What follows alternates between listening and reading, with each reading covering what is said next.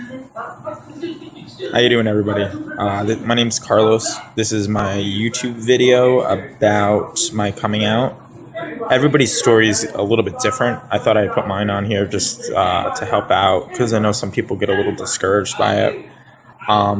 It does get better. Nothing lasts forever. So even if you are going through a rough time right now, just remember that it does get better. This is just to show you that it does. So we'll start at the beginning. I was raised in New York. At the age of 5, I went to go live with my grandparents. I was raised by my grandmother, who was like my best friend. Up until like about a year ago, she passed away on her 80th birthday. But she was still very much a part of my life all the way through my adult years as well. So my story begins in about 10th grade. I knew that I was gay. I knew I was a little bit different than everybody else. I went to a predominantly all white school in the burbs on a creek in New York. So I was already kind of like an outcast because I was Puerto Rican. I had these big old lips. And it was kind of rough, to say the least.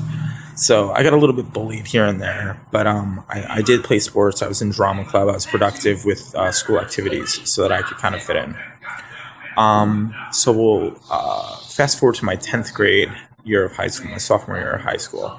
I was starting to get very, very depressed because when I went to bed at night, I would pray to God and I would say, God, can you please just make me like everybody else, please? And I would go to bed every night and I'd wake up and I would still feel the same exact way. And I kind of came to the realization that I was gay, that there's nothing that I could do about it or anybody else could do about it. So what I ended up deciding was that I was going to come out to my best friend who lived like right next door to me. We had grown up together since the age of 5. I was about 16, 17 at this time. And came out to her. She was very accepting of it. Now, as for when I came out in high school, it actually got out by my best friend actually told one of my other friends. And then that friend told somebody else, told somebody else, told somebody else. And then people were coming up to me, is it true? Are you really? And in the beginning, I was like, no, I don't know what they're talking about. And then a couple weeks went by, and then I was like, you know what? Yeah, it's true. And everybody was pretty cool about it. I can't think of anybody, looking back on it now, I can't think of anybody that really had a genuine problem with it at all. So I was pretty accepted, which was a good thing. And I had a close-knit group of friends that I had since grammar school, since grade school. So they were all pretty accepting. And a lot of people knew already before I was even ready to say that I was. So that was a completely different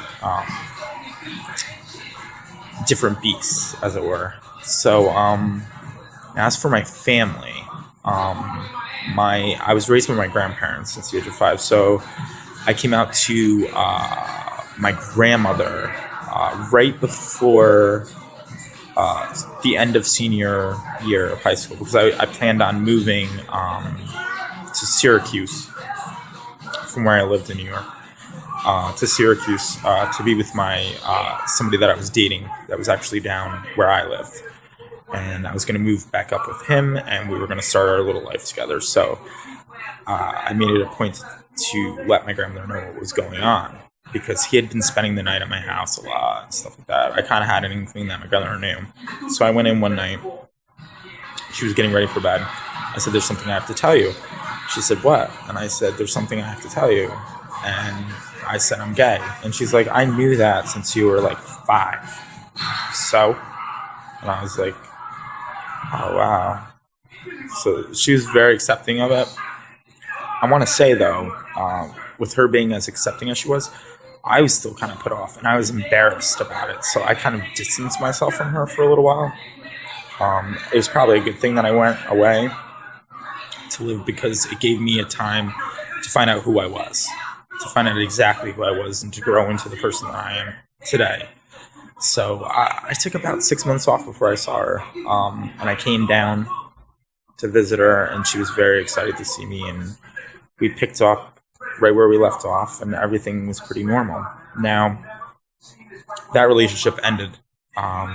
Ended up moving back in with Granny for a couple months, and then I had met somebody else who I went to high school with, ironically enough, and kind of fell in love, and we've been together for 10 years, and both of our families are very supportive of us.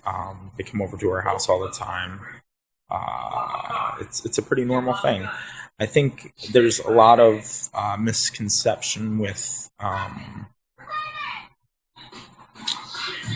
when you come out that everything's just going to fall apart and your life's never going to be the same. And our life is pretty normal. If you threw me in a dress and a wig, you would think we were, Lucy and Ricky. Everything's pretty normal.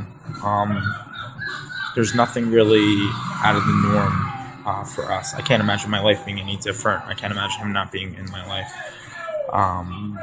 So I hope this video helps out, because at the end of the day, it's very, very important for you to live your truth. I say this a lot, but it's important for people to live their truth, because at the end of the day, you're the only one that's held accountable for your actions. And the kind of life you have is a gift, and you don't know if tomorrow is going to be your tomorrow, or if that's not going to happen. So I think it's very important to live your truth. So I hope this video helps. So everybody have a great day, and take a little time, and remember to be nice to one another, please. Thank you. Have a great day.